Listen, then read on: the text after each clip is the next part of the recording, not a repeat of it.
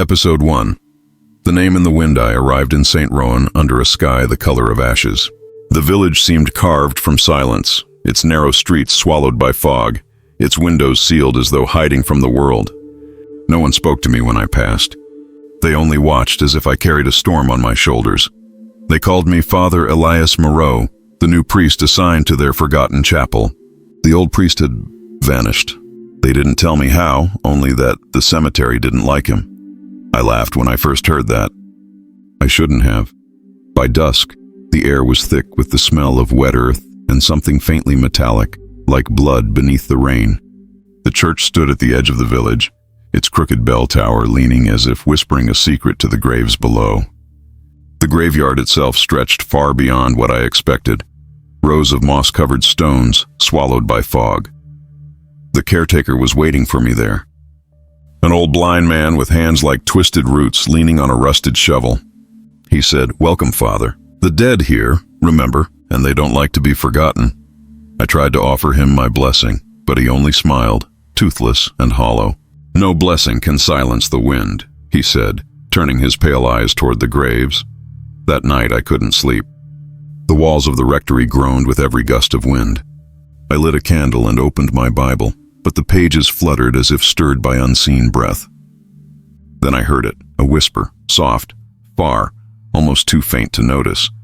It came from outside, from the direction of the cemetery.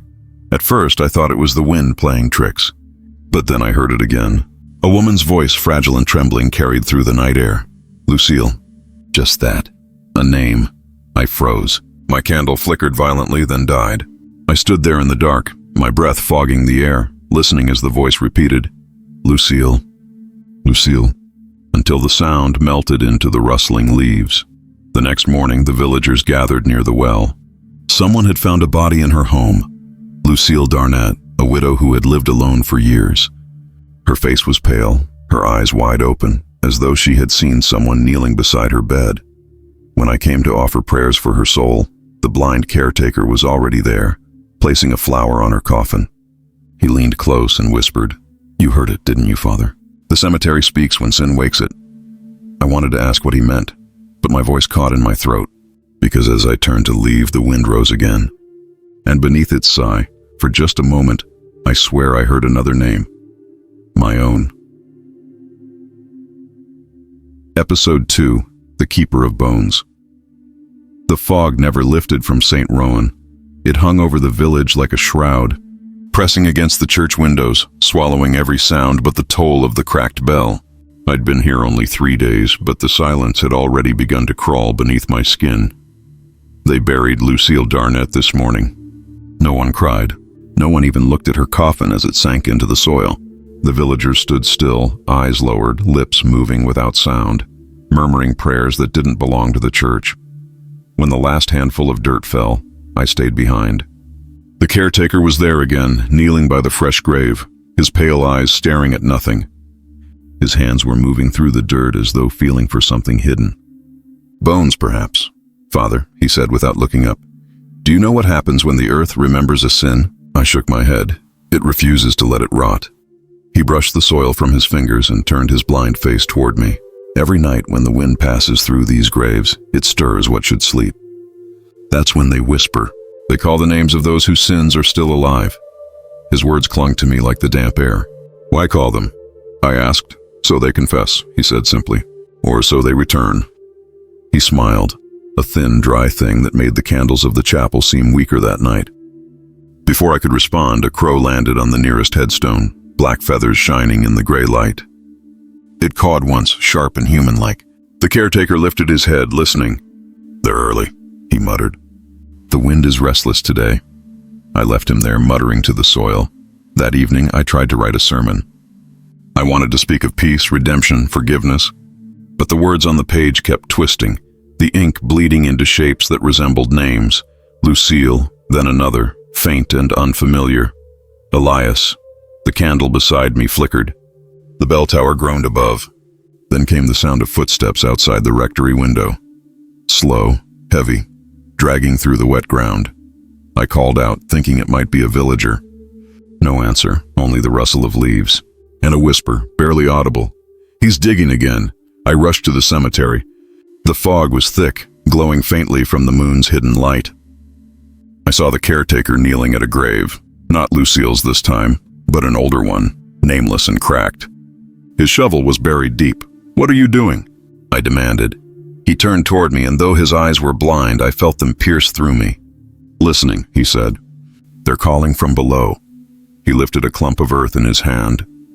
Inside it, something white glimmered. A finger bone, small, fresh. My throat went dry. "That can't be." "It is," he whispered.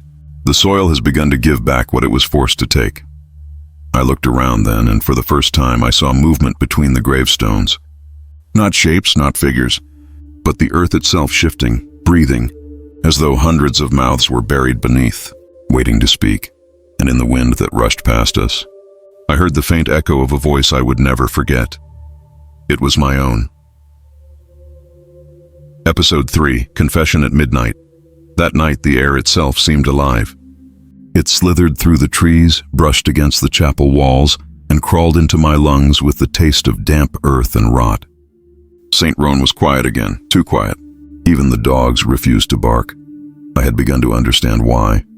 Every night when the bell struck midnight, the wind carried something not meant for human ears. Whispers, names, regrets, sins. I was still awake when it began again. The sound came not from the cemetery this time, but from inside the church. I rose, candle trembling in my hand. The flame danced wildly as the whisper coiled through the pews, brushing against the wood like fingers against skin. It was a woman's voice, fragile, trembling, desperate. "Marie." Confess, the name struck me cold. Marie was one of the villagers, a young woman who sold bread each morning near the well. She always greeted me with a shy smile, her eyes darting away from mine. I didn't hesitate. I took my lantern and hurried through the fog down the silent street to her small stone house. The door was unlocked. Inside, the smell of wax and ashes lingered. She was kneeling in the corner, rosary tangled in her fingers, whispering prayers that made no sense. "Father Elias," she gasped when she saw me. "You heard it, didn't you?" "My name," I nodded slowly. "Tell me what you've done, child." Her eyes filled with tears. I thought I could hide it, but they know. Who knows? The ones beneath. The ones who listen when you lie. She clutched her chest as if holding something inside. Then she spoke, voice trembling like a dying flame. "I confessed false sins, Father. To hide the real one, I lied to God." The candlelight flickered. I could feel the air thicken around us, the room tightening like a throat. "What sin did you hide?" Her lips trembled. "My husband didn't die from fever. I killed him." The words seemed to split the night. The walls moaned. The crucifix above her bed swayed slightly, its shadow long and twisted. "I poisoned him," she sobbed. "And every night since I've heard him call my name. I thought it was grief, but now..." Before I could stop her, she slammed her palms together and screamed, "I confess. I confess, do you hear me?" And then silence. Deep, consuming silence. Outside, the wind stopped. The church bell stayed still. Even the fog seemed to pause. When I left her house, the sky had begun to lighten. Marie stood in her doorway, pale but alive. She looked at me with empty eyes and whispered, "It's over." But the next morning, her lover, a man named Claude, who often visited her at night, was found in the well. His face frozen in horror, his mouth open as though still whispering her name. When I returned to the cemetery, the caretaker was waiting. He smiled faintly as if he already knew. "Some confessions save a soul, Father," he said, "but they always claim another." He pressed his hand to the ground, listening. Then, almost tenderly, he added, "They're whispering again tonight." Episode 4, The Child Who Drew Crosses. The morning after Claude's death, St. Roan awoke to a new kind of fear, quiet, brittle, and watchful. No one spoke of the body in the well. No one mentioned Marie or the whisper that called her name. The villagers moved through the fog as though walking through a dream they were too afraid to wake from. But I noticed something strange that morning. Crosses, they had been drawn on nearly every door in the village, rough, uneven, carved with chalk or ash. Some large, some small, some marked twice, and each cross seemed to tremble faintly, as if the wood beneath it were breathing. When I asked the villagers who had done it, they all said the same thing. The boy, his name was Gabriel, a mute child, maybe 7 or 8. He lived with his grandmother at the edge of the forest. People said his parents were buried here, though no one could point to their graves.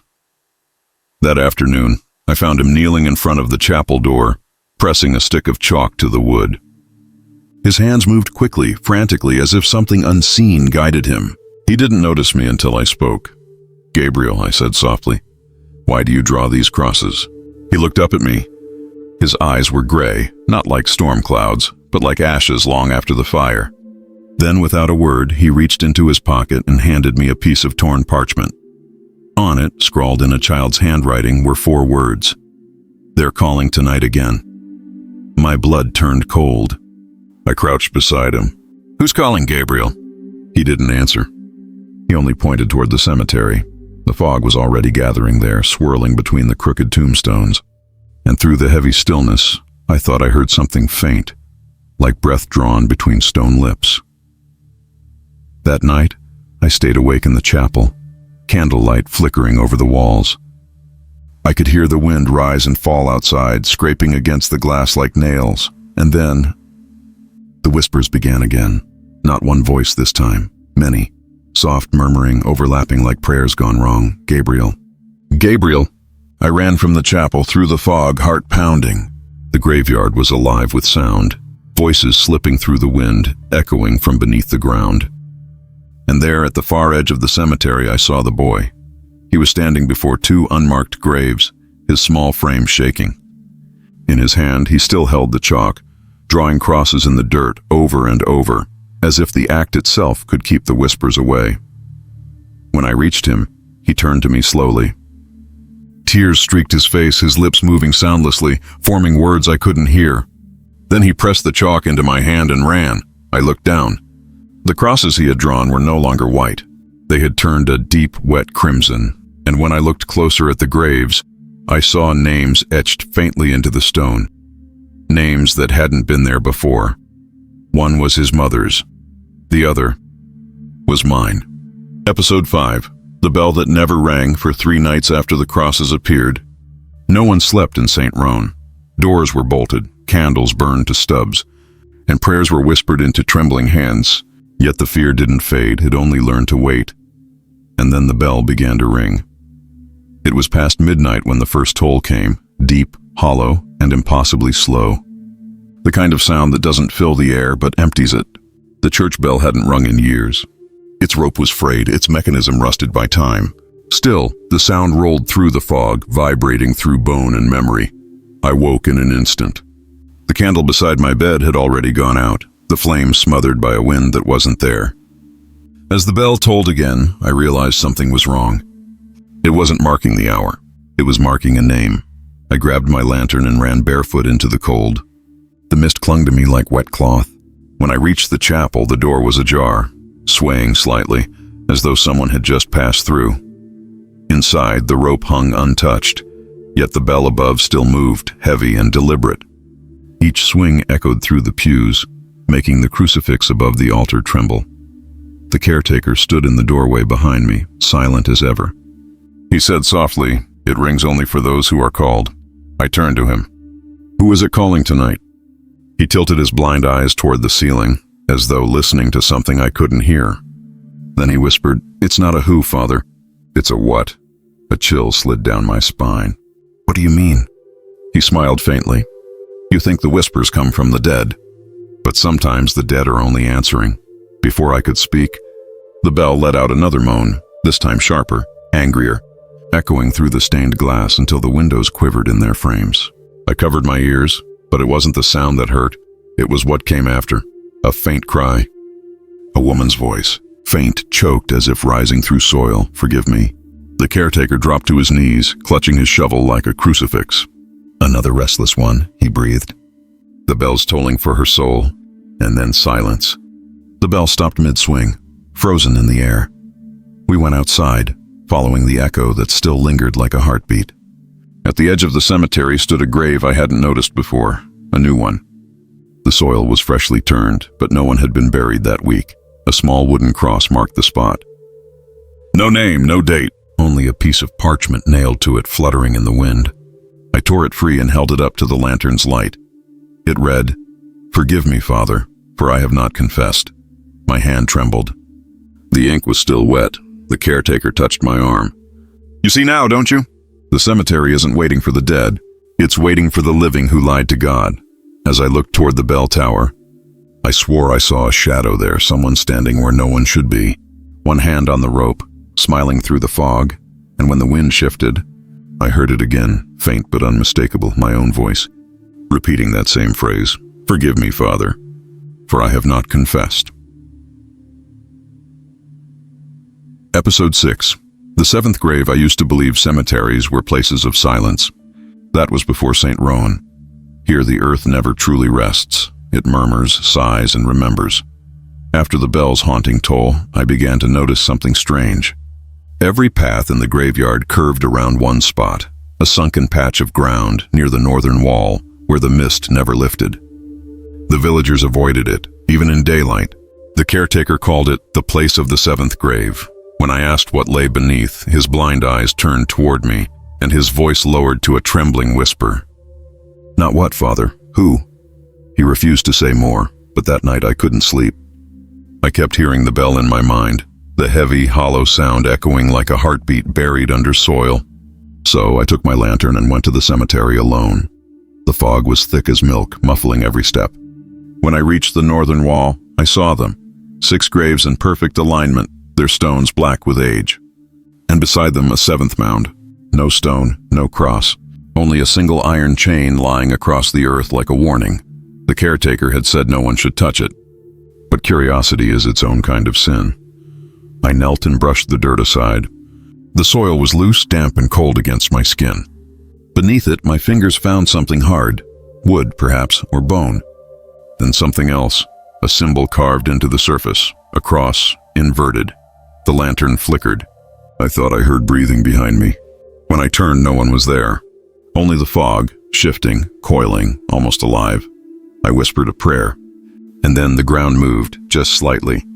Enough for the chain to slide across the dirt, as if pulled from below. A faint sound followed. A moan, low and human, rising from the soil. It was not a voice of pain, but of pleading. My heart pounded. I stumbled backward, clutching the lantern so tight my knuckles turned white. Then I heard it clearly. A whisper, soft as breath. "Elias." I dropped the lantern. The flame sputtered out, plunging everything into darkness. I ran, half blind through the mist, until I saw the chapel lights again. The caretaker was waiting by the gate, shovel in hand. "You shouldn't have gone there," he said quietly. "The 7th grave doesn't sleep. It remembers." "What is it?" I gasped. "Who's buried there?" He turned his blind eyes toward me, his lips trembling with something like fear or pity. "Once there were 7 priests sent here to cleanse the village," he said. "Only 6 were buried with names. The 7th was buried for what he became." My blood ran cold. "What did he become?" The old man smiled faintly. "You already know, Father. You've been hearing him." A gust of wind passed through the cemetery, carrying the faint sound of chains dragging across stone. And from the darkness behind us, the bell began to toll again, slow, uneven, like a heart that refused to die. Episode 7. The Widow's Candle. The village of St. Rowan smelled of rain and candle wax that night. It had been a week since I unearthed the secret of the 7th grave, and yet I felt its breath in every gust of wind, its presence in every prayer I tried to speak. Whispers no longer waited for midnight. They followed me through daylight, faint, fluttering things that brushed my ears like cold fingertips. That evening, a knock echoed through the rectory. When I opened the door, a woman stood there, trembling beneath a soaked veil. Her name was Isolde Vera, the widow of a fisherman lost to the lake 2 winters ago. "Father," she said, her voice a thin thread of air, "I need to light a candle for my husband. The cemetery calls him every night. I can feel it." I hesitated. "You feel it?" She nodded, clutching the rosary so tight it cut into her palm. "He's not at rest. Every time the bell tolls, I hear his voice outside my window. He calls my name, I fear. He wants me to answer." I told her to come to the chapel at sundown. She did, carrying a single candle wrapped in a strip of her wedding veil. As I guided her to the altar, the air grew heavy. The fog pressed against the stained glass, dimming the color of the saints. She placed the candle before the crucifix, her hands shaking. "Forgive him, Lord," she whispered, "and forgive me too." The flame flickered violently, as though the wind had entered the church without opening the door. Then, beneath the tolling silence, came a sound that made my blood freeze. A voice. A man's voice. Isolde. Her head snapped up. The candlelight danced across her face, her eyes wide with terror. "Do you hear it?" she breathed. I did. The voice was muffled, distant, but it came from below us, from beneath the chapel floor. "Father," she whispered, tears trembling in her lashes. "He's under the ground." Before I could stop her, she fled outside into the storm, running toward the cemetery. I followed, the rain lashing against my face, my lantern nearly dying in the wind. She fell to her knees beside her husband's grave, her hands clawing at the soil. "I'm here," she cried. "You don't have to call anymore." The caretaker appeared through the fog, shouting for her to stop. But it was too late. The candle she carried tumbled from her hand and rolled into the open earth. Its flame refused to die, and in that flickering light, I saw something move, something pale rising from beneath the soil, fingers reaching upward. Trembling like roots breaking free, the caretaker dragged her away. But she was laughing and sobbing at once, whispering, "He remembers me. He still remembers." By morning, she was gone. Her house stood empty, her window open to the cemetery. On her table sat the melted remains of the candle, shaped like a human hand. That night, the bell tolled again. When I listened closely, I realized it wasn't ringing for her husband. It was ringing for her. Episode 8. The Saint's Shadow. The chapel of St. Rowan was never meant for sunlight. Even in the brightest morning, it stayed dim, as if the walls themselves refused to remember warmth. The air was heavy with incense and mildew, and the saints painted on the ceiling had long since lost their faces to rot and time. Yet one painting had not faded. It hung behind the altar, covered by a black velvet curtain, the edges stiff with dust. I had seen it from the first day I arrived, but the caretaker had warned me never to uncover it. He said it belonged to a saint that no longer existed. That day, as rain whispered against the roof and thunder rolled beyond the hills, I stood alone before the curtain. Something pulsed behind it, an almost human warmth, like a slow heartbeat hiding in the dark. Curiosity once again became my sin. I reached up and pulled the fabric aside. The candlelight caught the painting like a breath of air on skin. It was beautiful at first glance, almost holy. A figure robed in white and crimson, haloed in gold leaf that had not dulled with age. But there was something wrong. The saint's eyes were open too wide, too alive. They followed me even as I stepped away, and where a name should have been inscribed beneath the frame, the wood had been violently scratched out. Suddenly, the air changed. The smell of incense turned metallic, sharp like blood. I heard the faintest whisper, not from outside, but from the painted lips themselves. "Redeem me." I stumbled back, heart pounding. The word echoed in the chapel, growing louder, though no mouth spoke it. "Redeem me, redeem me, redeem me." I tried to tear the curtain back into place, but my hands froze when I saw the saint's face again. It was no longer serene. The eyes had darkened. The corners of the lips twisted upward in a smile that was both sorrow and mockery. The caretaker appeared in the doorway, his blind eyes wide as though seeing through the darkness. "You looked," he said softly. "You looked. What is that?" I demanded. "Who was he?" He shook his head. Not he, she, the one they tried to erase. The saint who listened to the confessions of the damned. They said she could cleanse sins, even God refused. The thunder outside cracked like an opening grave. "Why hide her?" I asked. "Because she didn't just forgive," he whispered. "She collected." His words made the candles waver. The flame nearest the altar bent sideways as though reaching toward the painting. That night I dreamed of her. I saw the saint standing in the cemetery, her white robes soaked in mud and rain. Around her feet, the graves trembled. Her eyes were no longer painted. They were real, glistening, alive. When she raised her hand, the wind carried her voice like a hymn drowned in sorrow. "Redeem me, or join me." I woke to find the curtain fallen from its hooks. The painting lay bare in the candlelight, the saint's hand raised exactly as I had seen it in my dream, and at her feet, carved into the wooden floor, was a single word, fresh, deep, and bleeding through the grain. Elias. Episode 9. The Whisper in Latin. Had heard whispers before, but never in the language of heaven. Until that night. The rain had stopped, Yet the fog refused to leave St. Roan. It clung to the chapel walls, pressed against the stained glass, and crept through the cracks in the wood like a living thing. Every candle flickered with a pulse that wasn't mine. The painting of the forgotten saint still hung bare, its curtain lying crumpled on the floor like a corpse's shroud. I had tried to cover it again, but every morning I found the cloth torn down. The saint's eyes waiting for me, watching, knowing. That night, as I prayed for the strength to banish whatever I had awakened, I heard it, a whisper. But not from the wind. It came from the chapel walls themselves, low, rhythmic, almost reverent. And this time, it wasn't calling a name. It was praying. Confessio tua est incompleta. The words froze the air around me. Latin. Your confession is incomplete. I dropped my rosary. The beads scattered across the stone floor, rolling toward the altar as if drawn to the voice. Who are you? I whispered into the dark. The answer came from everywhere and nowhere. Tu Elias, nondum liberatus es. You, Elias, are not yet absolved. My knees gave way.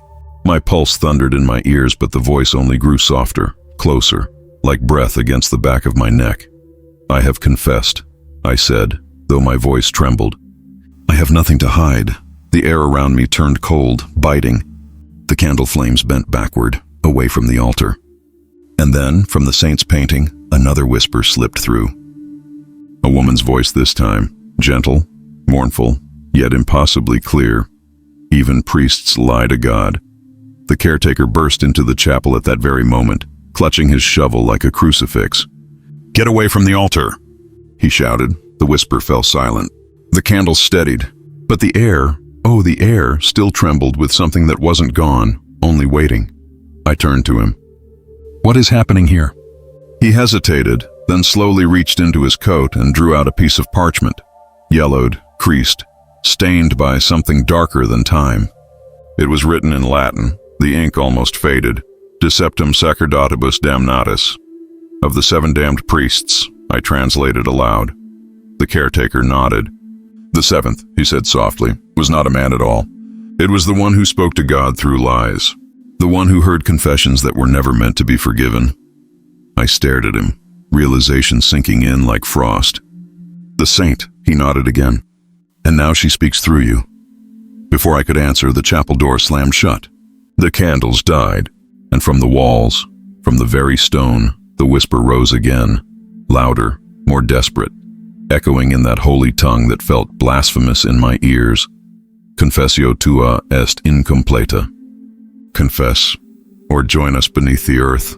The ground trembled under my knees. The crucifix above the altar cracked, and in the flicker of the last dying flame I saw the saint's painted lips curve into a smile. Episode 10, The Forbidden Tomb. I could no longer tell the difference between prayer and madness. For days the Latin whispers haunted me, sliding through the cracks of my thoughts, curling beneath my tongue as I tried to speak the simplest blessings. The chapel walls breathed with unseen voices. The saint's eyes glowed faintly in the dark, alive with something older than faith. And through it all, one phrase echoed without mercy. Your confession is incomplete. I could not escape it. Not in prayer, not in sleep. On the 6th night I woke to the sound of footsteps pacing above me, slow, measured, deliberate. But the rectory roof was stone and the rain had stopped hours ago. Then came the bell. One single toll, low and trembling. I knew where it called me, the 7th grave, the place everyone feared to name. I left the chapel with only a lantern, the caretaker's warnings clawing at the back of my mind. The fog was heavy as smoke, wrapping the cemetery in a shroud of silver and rot. Each step sank deeper into the mud, as though the earth itself wanted me to turn back. But the whisper guided me forward. Elias, confess. The chain that marked the 7th grave glimmered in the lantern light, slick with dew, or perhaps something darker. The soil trembled softly beneath my feet, a hollow heartbeat. I knelt and began to dig. The ground was softer than it should have been. The scent of old decay rose like incense from hell.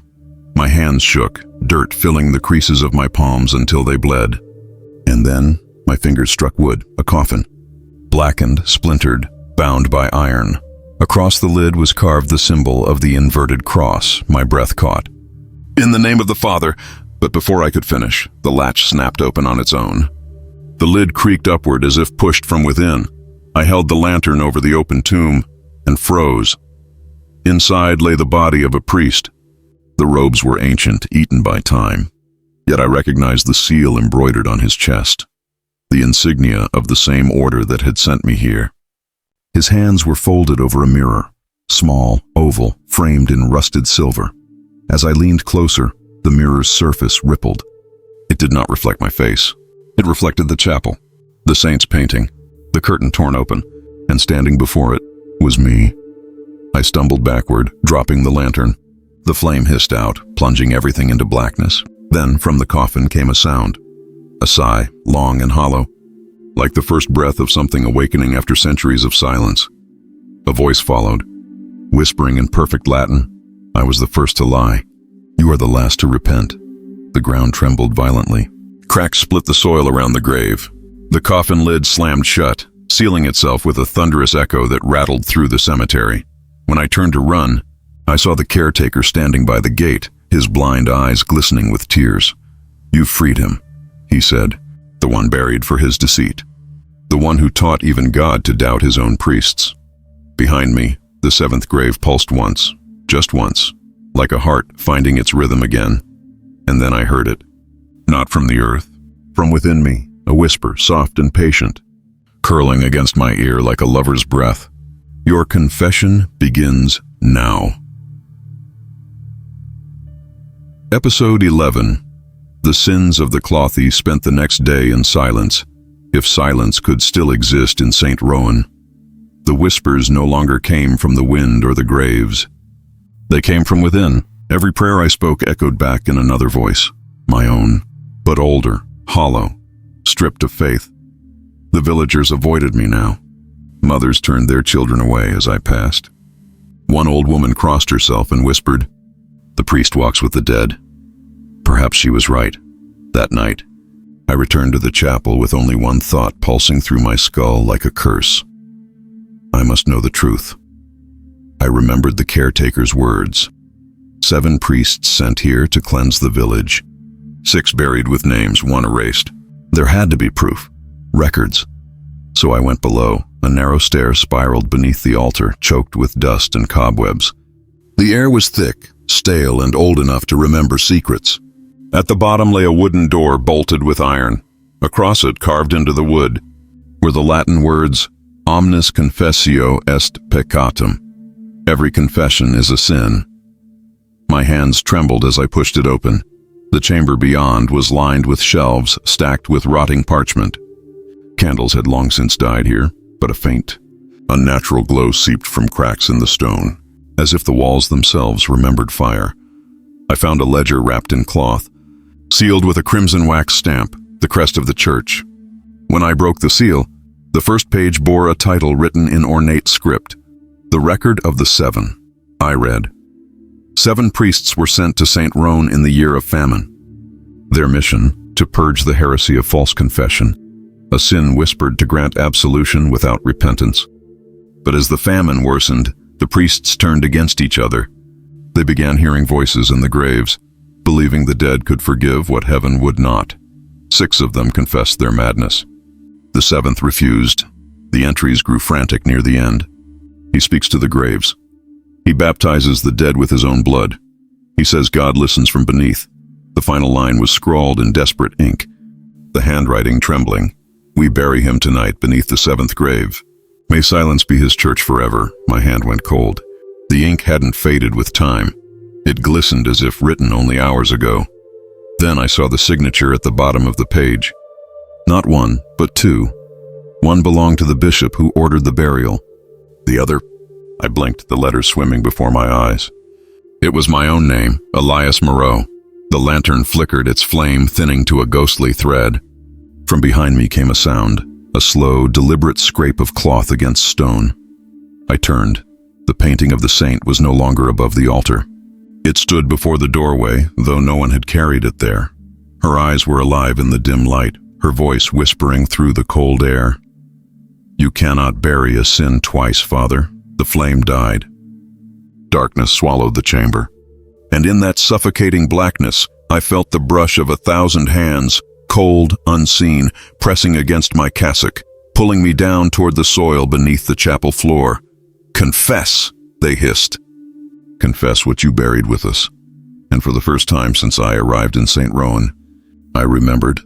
Episode 12, The Whispered Mass. There are sounds that no human ear should ever hear, and yet I have heard them, rising from beneath St. Rowan, where the soil is thick with penance and rot. It began at midnight. Always midnight. The fog lay heavy over the chapel roof, pressing down like a weight of souls. The bell tower loomed above, silent now, as if holding its breath. And somewhere far below, beneath the altar, beneath the earth itself, the voices began to stir. At first it sounded like rain, soft, rhythmic, endless. But it wasn't rain. It was chanting, faint, hollow, and horribly wrong. I lit every candle in the chapel, yet the shadows refused to retreat. They swayed along the walls, bending toward the altar as though listening. My Bible lay open, the pages trembling with a wind that came from nowhere. Then I heard it clearly, dozens of voices murmuring in unison, repeating the sacred words backward. Amen, nostrum, the nobis, diem quotidianum panem.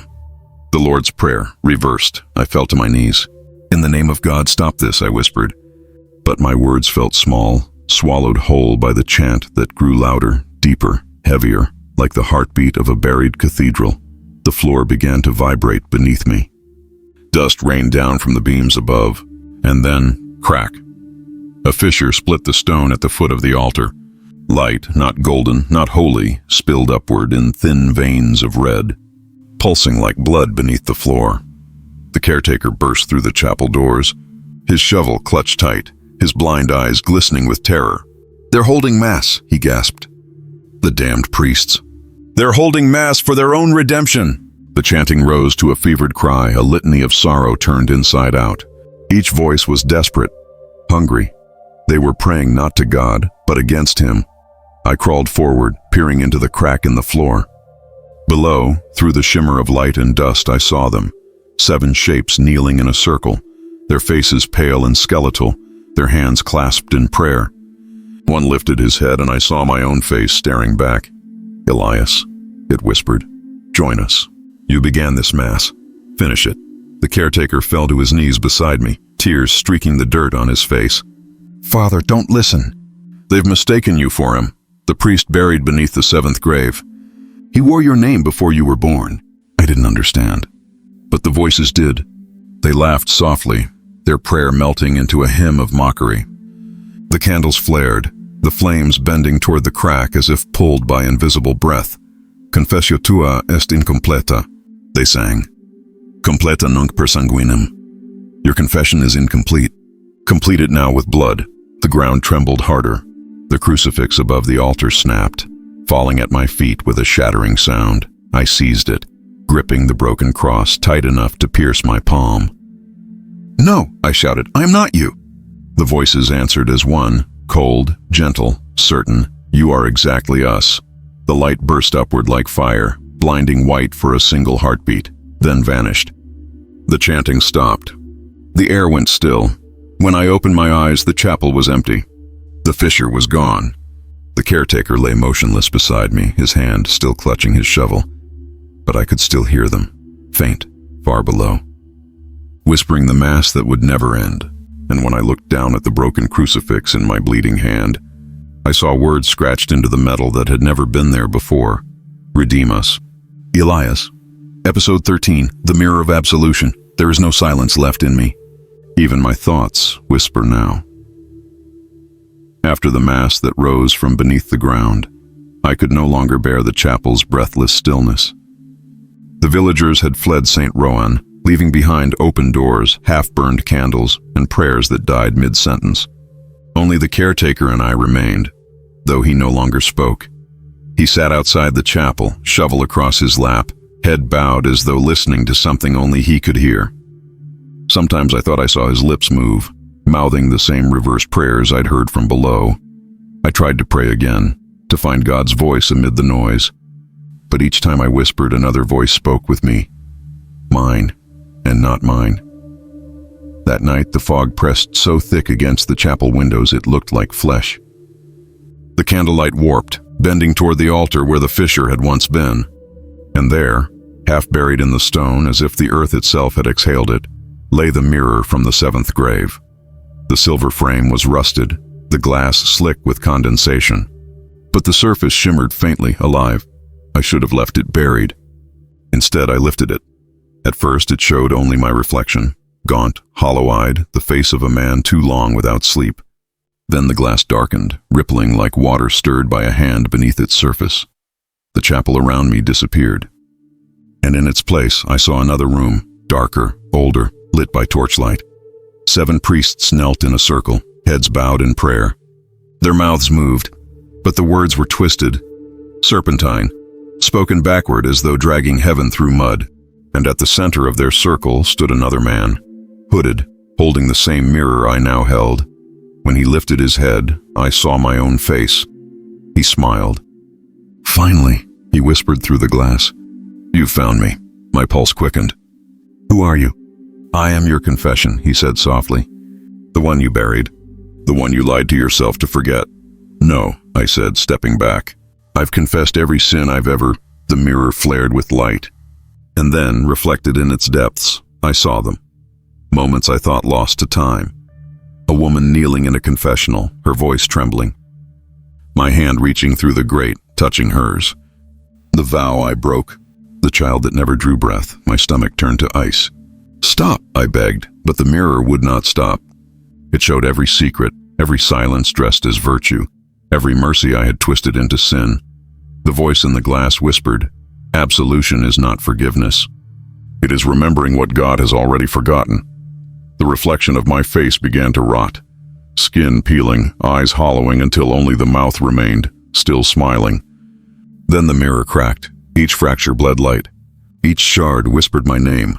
I hurled it to the floor where it shattered completely. But when I looked down, each broken piece still held an image, each one a different face. Men, women, the dead of St. Rowan, all whispering in unison, "Finish the confession." The caretaker entered then, drawn by the noise. He stared at the shards and whispered, almost tenderly, "You shouldn't have looked, Father." "That mirror doesn't show who we are. It shows who we owe." I turned to him. "And who do we owe?" He smiled, his blind eyes gleaming. "The saint who never stopped listening." Outside, the bell began to ring again, slow, heavy, and wrong. Each toll made the shards tremble on the floor, their light pulsing like the beat of a buried heart. When I stepped closer, the fragments rearranged themselves, forming a single word across the stone. X-P-I-A-T-E. At that moment, I understood. The whispers no longer wanted repentance. They wanted payment. Episode 14. The Whisper Calls My Name. The bell began ringing before midnight this time. No wind stirred. No hands touched the rope. Yet its toll spread through the fog like the beating of some colossal heart. Slow, patient, merciless. With every strike I heard it, my name. Soft at first, then clearer. "Elias." I tried to tell myself it was the echo of memory, the same delusion that had consumed the others. But this whisper was different. It wasn't calling to me. It was calling for me. The chapel doors groaned open on their own. The candles inside flared alive one by one as if awakened from centuries of sleep. Shadows stretched along the walls, bending like arms reaching out to welcome me. I stepped inside. The floor beneath the altar pulsed faintly, veins of dull crimson light webbing through the cracks where the mirror had shattered. The air tasted of ash and myrrh, of something holy that had rotted from within. The caretaker stood near the pews, motionless, shovel in hand. His head turned as I entered, his voice trembling. "They're calling, Father." "They've chosen," I swallowed hard. "Who?" He hesitated, then bowed his head. "You," the bell tolled again, louder now. The sound made the crucifix above the altar tremble. My ears rang, my vision swam. The whisper came again, curling through the sound like a serpent in the smoke. "Elias, confess." My knees buckled. I fell before the altar, clutching the broken cross I had kept since the whispered mass. The metal bit into my palm, drawing blood. "I have confessed," I shouted. "Every sin, every doubt, every failure." The voice answered, almost tender. Not every sin. Not the one that sent you here. My breath caught. The one I had buried so deep I had begun to believe it was no longer mine. I remembered the bishop's cold voice in the confession booth years ago. The scandal. The woman who came to me seeking forgiveness. Her tears. My hand. My silence. And the child that died unnamed. Unbaptized. My heart cracked open like the mirror had. God forgive me, I whispered. The ground responded first. A shudder ran through the floorboards. The candles bent backward as a gust of air rose from below, cold and wet as a grave's breath. From the fissure beneath the altar, light poured upward, white this time, not red, but blinding, searing. And in that light stood the saint. She was no longer paint, no longer trapped within her frame. Her eyes burned with sorrow, her mouth curved into that terrible, knowing smile. You speak of forgiveness, she said, her voice both gentle and furious. Yet you never asked it of those you damned. She reached out her hand. The skin was perfect, untouched by decay, but her shadow moved on its own, writhing like a thing alive. Come, Father. Your confession ends where it began, the caretaker cried out behind me. Don't take her hand. But I couldn't move. The air around me thickened, pressing against my chest like invisible chains. Elias, she whispered again, so softly I almost mistook it for a prayer. Redeem us, or join us. The bell rang one final time, the sound splitting the night like a scream. When it faded, the chapel was dark again. The saint was gone. The caretaker lay sprawled near the door, his blind eyes open, his lips frozen mid-prayer and carved into the wood beneath my feet, glowing faintly in the dark, were the words I could no longer deny. Elias Moreau, 7th priest. My name, my title, my fate. The whisper had finally found its voice, and it was mine. Episode 15, The Priest Beneath the Earth. The night I decided to bury myself, the moon did not rise. The sky hung over St. Rowan like a lid over a coffin, heavy, sealed, suffocating. The whispers no longer waited for darkness. They followed me in daylight, echoing in the hollow spaces between my thoughts. Every breath carried their plea. Finish the confession. The chapel had become a tomb. The air was thick with the scent of wax, mold, and something sweeter, the faint rot of roses left too long on graves. The saint's painting was gone, yet her shadow still lingered on the wall, faint as a memory that refused to fade. I found the caretaker's body near the bell tower. His blind eyes were open to the fog, his lips cracked into a faint smile. His shovel lay beside him, clean, waiting. Perhaps he had known this was how it would end. I took the shovel and walked to the cemetery. The fog parted for me now, as if the earth itself recognized its own priest.